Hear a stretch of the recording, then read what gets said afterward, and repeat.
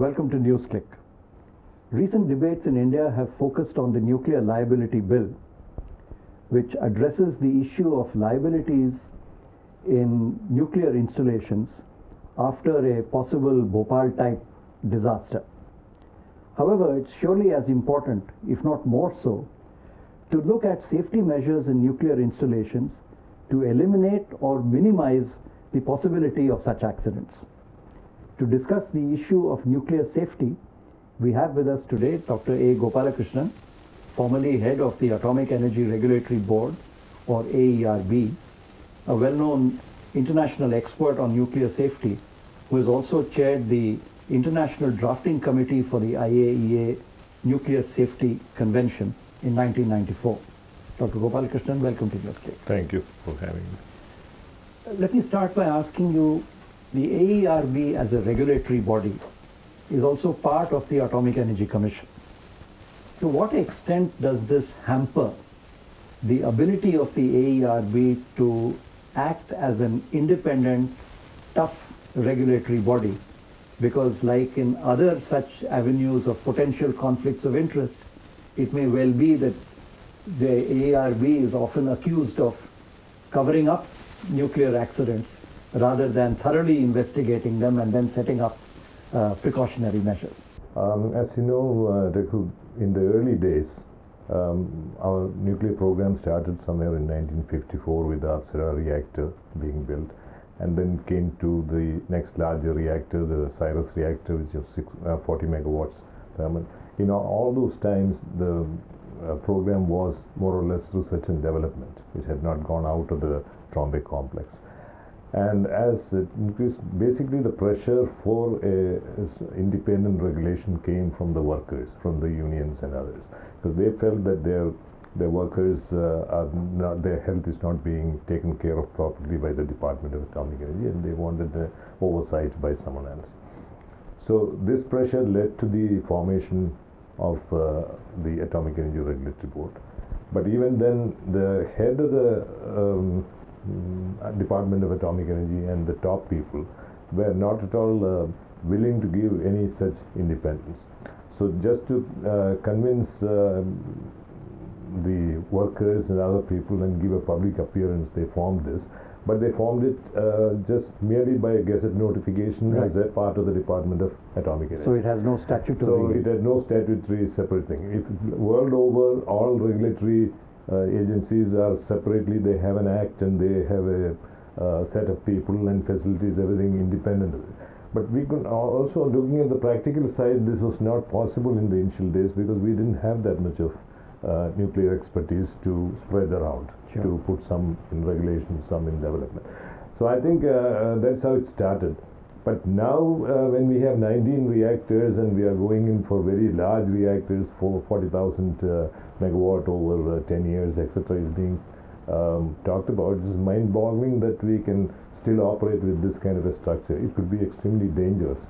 Right. Even in 1996, when 1993, when I joined as chairman of the Atomic Energy Regulatory Board, I found somewhat a stifling situation where the chairman of the Atomic Energy Commission, who really should not have interfered in my work, was every other day giving me phone calls to say, you know, I would like this to be done, that to be done. That was inconsistent with safety. Once he said some VIP is going to Tarapur reactor on a particular day, and he wanted all our regulatory documents and clearances to be finished before that. Sure. It was almost impossible. So such things should not happen. To the extent that when Narora fire took place and there had to be a committee formed, obviously it was our responsibility that we should independently investigate that. When I was doing that, the Atomic Energy Commission chairman also appointed a separate committee, and then he started telling me, your committee, AERB's committee, is not required. Now, finally the fight had to go all the way to Prime Minister's office, and I put my foot down and I had my committee, and that's how we proceeded. And lo and behold, we did find the Department of Atomic Energy was at fault, sure, in that case. So I think often it is used, as you rightly said, as a cover-up agency. And it depends on the pliability of the chairman and the board. And often these days they select people with that in mind, Right. and therefore So you would certainly argue for, in the current context, definitely, for a separate statutory body, yes, which is guaranteed its autonomy and functional independence. and staffed independent, I mean, by people who have no Links with the links Atomic and Energy lineage Commission. with the Department of Atomic Right. Energy. See, and they can also be equally sent for training and all that, and we have to build up the manpower strength. Sure. And it's a matter of a transition period of 10 years or so, and then we have to work very carefully. But after that, we will be as good as anybody.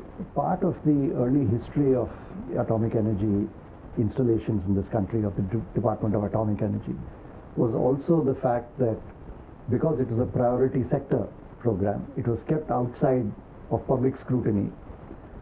One of the holy cows of the Indian scientific and technological establishment. It's been argued in the international literature that the more open a nuclear establishment is to public scrutiny, etc., the better its safety record is. In that context, if the Atomic Energy Regulatory Board is today made sufficiently independent and autonomous, to what extent should it also be open to greater public scrutiny in its working? And related to this is a question. All this we are talking about pertains to the civilian nuclear establishments. What is the safety position with regard to the military installations, and who looks after it, and what do we know about it? Very good question, Raghu. I think let us separate civilian facilities from military facilities. Sure. Obviously, the military facilities will have to be less open in details in public, but there is no reason at all that it should be completely insulated from public. Right. If you look at the best of countries, best of systems, they have even websites which talks about the Defense Nuclear Facilities Safety Board, which is equivalent to the civilian Nuclear Regulatory Commission for the civilian reactors. And you will naturally find more explicit details on the NRC website which are not there. But yet you would know which specific incidents happened in which defense facility and what punishments were meted out to contractors who did not meet, etc. So, as you said, will it improve regulatory function? It is more than the technical function improving. It is a question of credibility. Right. The public credibility about regulation being done will enhance, and that is a very big part of the ability for a regulator to do a good job, because he has to feel that what he is doing is being seen, is being appreciated, and the public is also not interested in nitty-gritty of it. No. I'll give a very quick example. When in Kuam, as soon as I took over, there was an incident where radioactive sources were thrown in a river by someone, and it had to be dished out. It was a very difficult task, and I knew probably most likely we are likely to fail picking them up than succeeding. But nevertheless, on a day-to-day basis, I agreed with the media that every evening, when at the end of the day's work, I'll give a press briefing, and you can ask any question of me. And basically, the big headlines which started out before that saying that we are negligent, the government doesn't care for the people of Madras and all that, they toned down within 2 days, and they all came down to telling factually this is what. To the extent that even editorials were written saying that these people are doing their best, you should not, you should allow them. There is always a chance that they may not succeed, but they are doing whatever is best. That is the way it has to be approached. That's right. And